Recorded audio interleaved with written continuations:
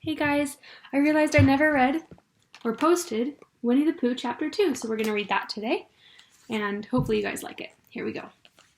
Chapter 2, in which Pooh goes visiting and gets into a tight place.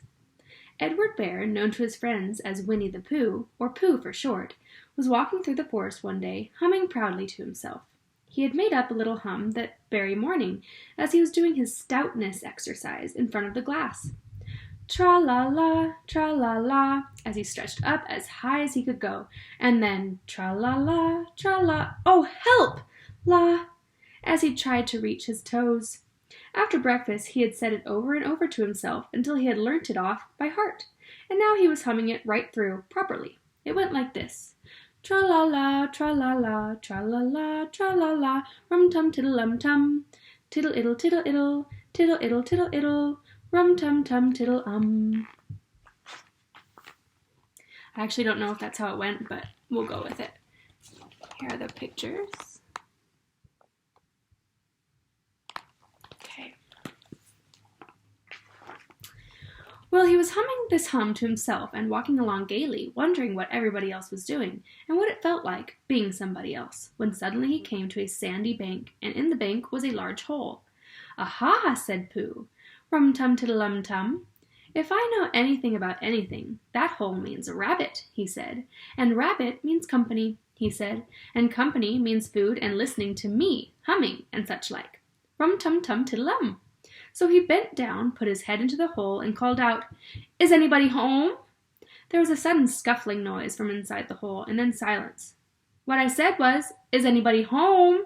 called out Pooh very loudly. "No," said a voice, and then added, "You needn't shout so loud. I heard you quite well the first time." "Bother," said Pooh. "Isn't there anybody here at all?"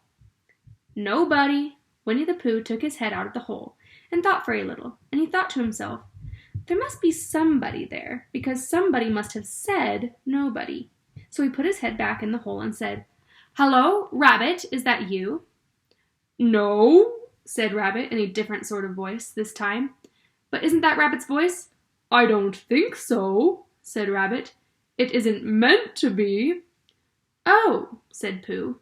He took his head out of the hole and had another think, and then put it back and said, "Well, could you very kindly tell me where Rabbit is?" "He has gone to see his friend Pooh Bear, who is a great friend of his." "But this is me," said Bear, very much surprised. "What sort of me?" "Pooh Bear." "Are you sure?" said Rabbit, still more surprised. Quite sure," said Pooh. "Oh, well, then come in."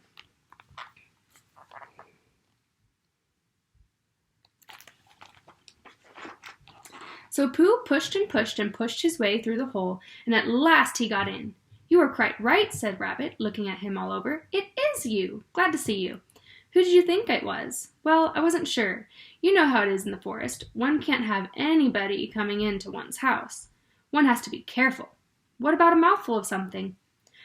Pooh always liked a little something at 11 o'clock in the morning, and he was very glad to see Rabbit getting out the plates and mugs.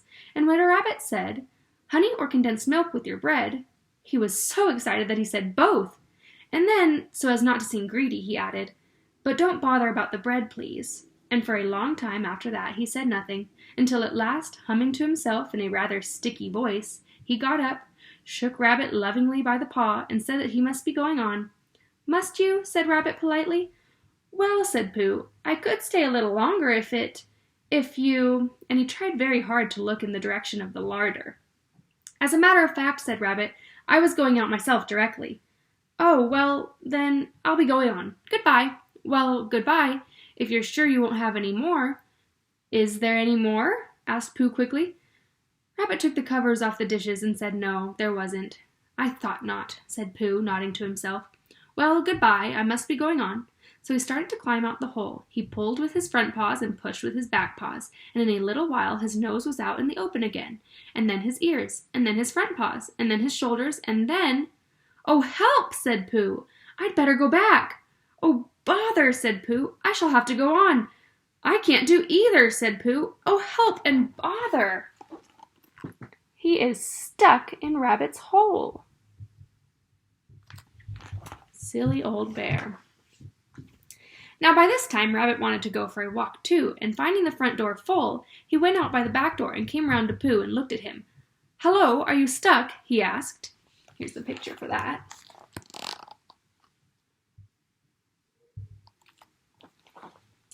"No," said Pooh carelessly, "just resting and thinking and humming to myself. Here, give us a paw." Pooh Bear stretched out a paw, and Rabbit pulled and pulled and pulled. "Ow!" cried Pooh, "you're hurting." "The fact is," said Rabbit, "you're stuck." "It all comes," said Pooh crossly, "of not having front doors big enough." "It all comes," said Rabbit sternly, "of eating too much. I thought at the time," said Rabbit, "only I didn't like to say anything, that one of us was eating too much, and I knew it wasn't me," he said. "Well, well, I shall go and fetch Christopher Robin." Christopher Robin lived at the other end of the forest, and when he came back with Rabbit and saw the front half of Pooh, he said, "Silly old bear," in such a loving voice that everybody felt quite hopeful again.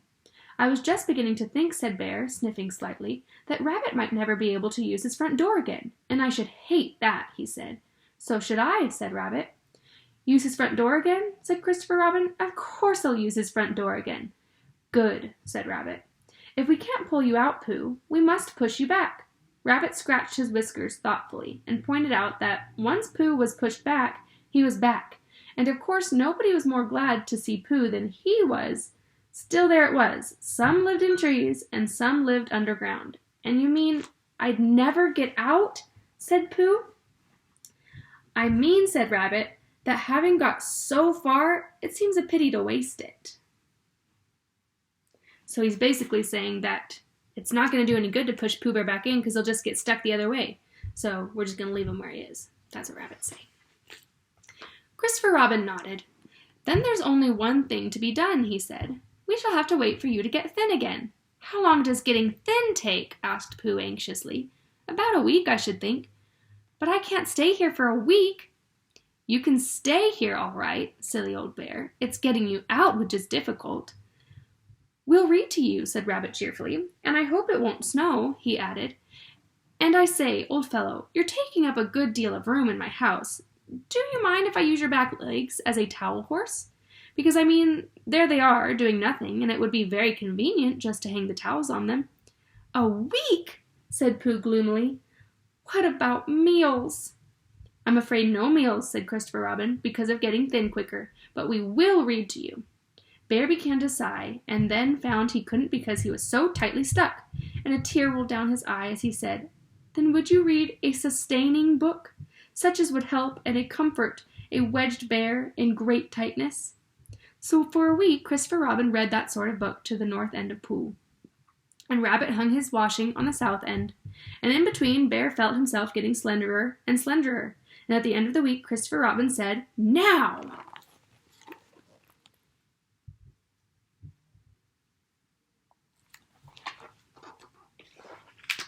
So he took hold of Pooh's front paws, and Rabbit took hold of Christopher Robin, and all Rabbit's friends and relations took hold of Rabbit, and they all pulled together. And for a long time Pooh only said "Ow!" and "Oh!" and then all of a sudden he said "Pop!" just as if a cork were coming out of a bottle.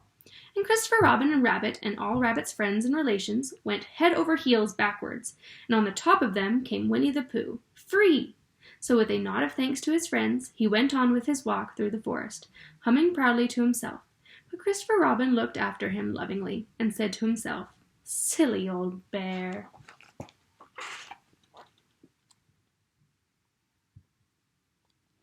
Okay, and that is chapter 2. I will read another chapter tomorrow. I hope to see you guys super soon, but keep working really, really hard, okay? I love reading all of your work and everything you're turning in. Awesome job, guys. Bye.